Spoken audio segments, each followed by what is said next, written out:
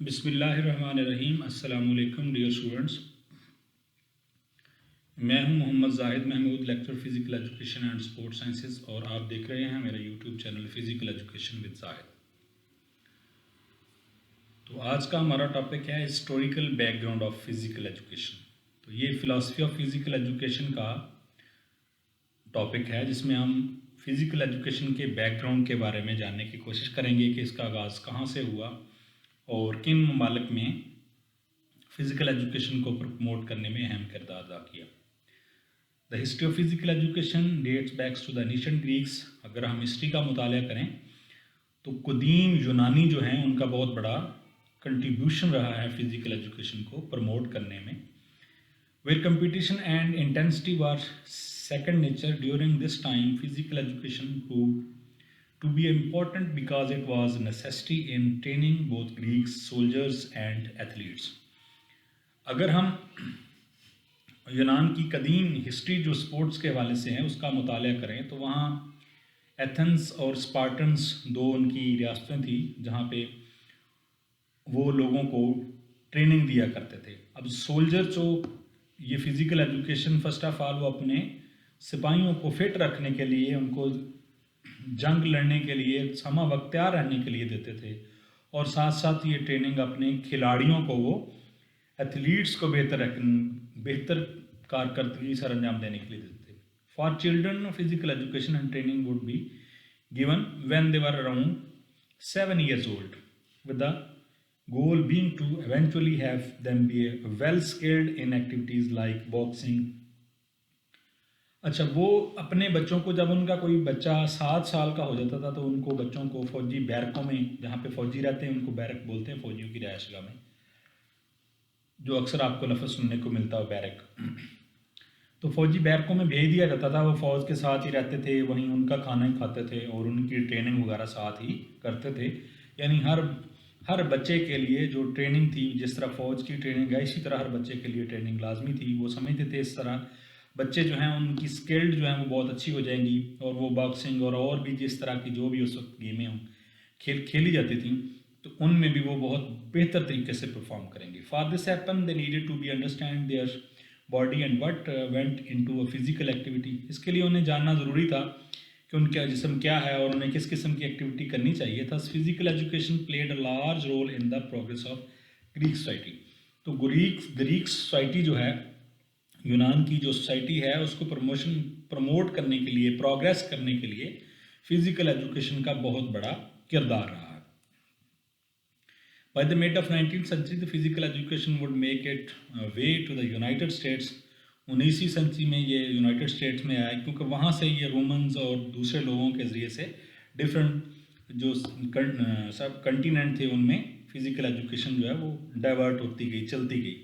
The reasoning was similar that of the Greeks were using it for which was to be the educate and train soldier for the eventual battle के reason यहाँ पे भी वही थी कि वो यहाँ पे भी अमेरिका में भी वो अपने जो सोल्जर्स थे, जो सिपाही थे, उनको ट्रेंड करने के लिए और बेहतर कारकर्दगी दिखाने के लिए जंगों में फिजिकल एजुकेशन को फर्स्टली अडॉप्ट किया गया। However over the course of time physical education would develop into a something much more monumental. तो वक्त गुजरने के साथ साथ फिजिकल एजुकेशन जो वो बहुत डेवलप हुई और सिर्फ एक खिलाड़ियों की सोल्जर की तरबियत से हटकर भी फिजिकल एजुकेशन ने अपने आप को मुतारफ कराया। School across the country would begin to make health related topics more seriously. School जो थे उन्होंने हेल्थ रिलेटेड जो टॉपिक्स है उनको बहुत सीरियसली लिया, both on the play ground and in the classroom. उसको क्लासरूम में और प्ले ग्राउंड में इसको अडॉप्ट किया। And courses targeted outwards physical education would be given more attention. और फिजिकल एजुकेशन के जो कोर्स आउटलाइन थे उनको बहुत वेटेज दी गई, बहुत तवज्जो की गई उसके ऊपर। Colleges would follow suit as well. School all over the United States would eventually offer a variety of courses that would help to grow the physical ability, give the true understanding of human body, and increase confidence among Americans youth. तो इसको उन्होंने अपने नौजवानों की जो physical fitness है, physical ability है, और उनमें कॉन्फिडेंस को बिल्डअप करने के लिए फिजिकल एजुकेशन को अडॉप्ट किया।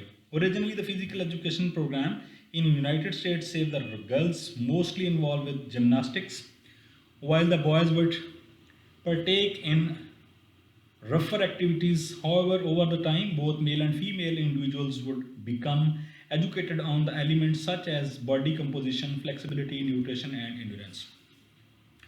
फर्स्ट ऑफ ऑल तो उन्होंने जो गर्ल्स थी, जो लड़कियां थी, उनको जिमनास्टिक में इन्वॉल्व किया और बच्चों को रफ किस्म की, यानी कोई भी आप रनिंग कर लें सॉरी दौड़ कर लें या कोई भी जिसमें जिस्मानी मशक्क़त शामिल हो वो सरगर्मियाँ अख्तियार करवाई। लेकिन आहिस्ता आहिस्ता वक्त गुजरने के साथ साथ मेल और फीमेल दोनों ने उन्होंने बहुत अच्छे तरीके से गाइड किया और उन्होंने बॉडी कंपोनेंट्स में इनके एलिमेंट पे काम किया। फिर उसके बाद इनमें फ्लेक्सिबिलिटी, न्यूट्रिशन और एंड्योरेंस के जो अहम शोबे थे इनकी तरफ मबजूल करवाई तवज्जो।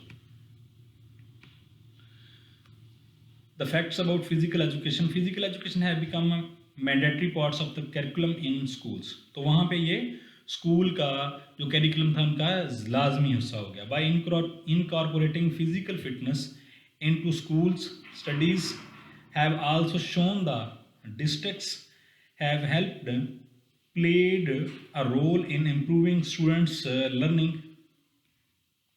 तो इसी तरह फिजिकल फिटनेस जो है बच्चों में स्कूल में इसने बहुत बड़ा किरदार अदा किया बच्चों की इम्प्रूवमेंट में, स्टूडेंट्स की लर्निंग में, ना सिर्फ ग्राउंड में बल्कि उनकी जो एजुकेशन के मतलब उनकी जो आप कह सकते हैं सीखने की सलाहियत थी उसको और आगे बढ़ाया। In 2019 the study conducted by the both department of education and New York health department, it was founded here there was a definite relationship between physical fitness and school and higher academic access rate in public schools। तो 2009 में एक इसके ऊपर department of education और New York health department ने एक combined study की और उसका यही नतीजा निकला कि फ़िज़िकल फिटनेस और स्कूल के बच्चों की जो एकेडमिक परफॉर्मेंस है उनके दरमियान एक बहुत ही अच्छा और बहुत मजबूत रिलेशन ये है कि जो खेलों की आपकी परफॉर्मेंस है वो एकेडमिक परफॉर्मेंस को भी इंक्रीज करती है। Today the 15 states of the United nation of them require physical education for their middle school. ये उसकी जो 50 रियासतें हैं उनकी रिक्वायरमेंट के मतलब लिखा हुआ है। Importance of physical education, understanding the importance of physical education is beneficial for both end of the bodies and minds of the student. ये बॉडी के लिए भी फ़ायदेमंद है और माइंड के लिए भी। अब बॉडी के लिए तो हर बंदे को समझ आती है कि जब जैसे ही आप कोई खेल में हिस्सा लेते हैं, कोई एक्टिविटी सर अंजाम देते हैं, तो आपके 11 बड़े सिस्टम हैं जिसमें सर्कुलेटरी सिस्टम है, मस्कुलर सिस्टम है, स्केलेटन सिस्टम है, कार्डियोवास्कुलर सिस्टम है, रेस्पिरेटरी सिस्टम है। इवन के तमाम जितने भी आपके सिस्टम हैं उनका फंक्शनिंग जो है ना वो बहुत बेहतर हो जाती है, बेहतर से बेहतर हो जाती है। लेकिन यहाँ माइंड को समझने की ज़रूरत है कि कोई भी कौन जहन बंदा है जो खेल में बहुत अच्छी परफॉर्मेंस नहीं अदा कर सकता। आप क्रिकेट ले लें, फुटबॉल ले लें, वॉलीबॉल ले लें, कोई भी ले लें, इनमें टेक्निक्स हैं, टैक्टिक्स हैं और बहुत ही शार्प माइंडेड लोग हैं जो इसमें कामयाब होते हैं और बहुत ही बोल्ड डिसीजन लेने वाले, बर वक्त डिसीजन लेने वाले। तो ये सारी की सारी चीज़ें आपको कौन सिखाता है? खेल सिखाता है। By being more active student will also benefit for being able to better avoid injuries. इससे क्या आता है कि अगर आप बहुत अच्छा सीखते हैं, बहुत अच्छी एक्टिविटीज़ एक्टिव रहते हैं, स्टूडेंट जो क्या क्या होते हैं वो इंजरीज से बच जाते हैं। They will have to more confident, उनमें ज़्यादा कॉन्फिडेंस आता है। They have see improve mental health, जहाँ इससे पहले बात हो चुकी है मेंटल हेल्थ की, इससे जहाँ जिस्मानी हेल्थ बेहतर होती है वहाँ मेंटल हेल्थ भी होती है। It's important to the educate student on the benefit of play ground and school physical activities. ये इसलिए भी ज़रूरी है कि हमें बच्चों को बताना है कि प्ले ग्राउंड की अहमियत क्या है। जिस तरह एक बहुत बड़ी मिसाल मशहूर है, ज़रूर मिसल है कि जिस मुल्क के खेल के मैदान आबाद होते हैं वहाँ के अस्पताल वीरान होते हैं। And instructed them on issues related to the human body and other health related issues to give them a better understanding of how their body works.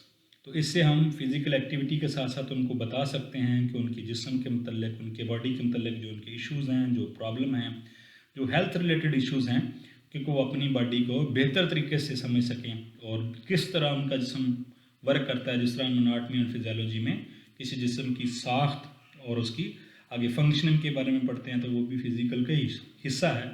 और जैसे जैसे इंसान अपने जिस्म और बॉडी के बारे में ज़्यादा जांच रखता है, तो उसको उतना भी समझना भी आसान होता है और अपने मसाइल को उनका हल करना भी आसान होता है। आज का हमारा टॉपिक ये इख्तिताम पज़ीर हुआ। इंशाल्लाह नेक्स्ट किसी और टॉपिक के साथ आपकी खिदमत में हाज़िर हूँगा। तब तक के लिए अल्लाह हाफ़िज़, अस्सलाम वालेकुम।